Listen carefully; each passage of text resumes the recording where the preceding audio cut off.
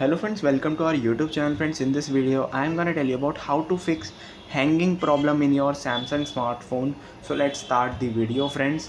So friends, if your smartphone storage is full, firstly you have to just clear some of your storage, clear unwanted applications, photos, videos, document files, and then friends, do a software update if there is any.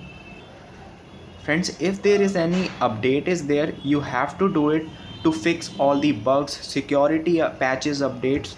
And then friends, mostly avoid playing games while charging your smartphone. It will definitely heat your smartphone and hang your device. Then friends, you have to open your settings, click on applications, click on three dots. Here it is reset app preferences. So this will do a reset to your disabled apps, notification restriction, default apps, background data restrictions, data and permission restriction.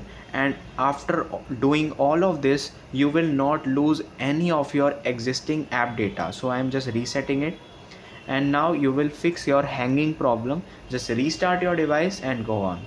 I hope you like this video. If you like this video, then subscribe to our YouTube channel for more helpful tips and tricks videos. See you next time.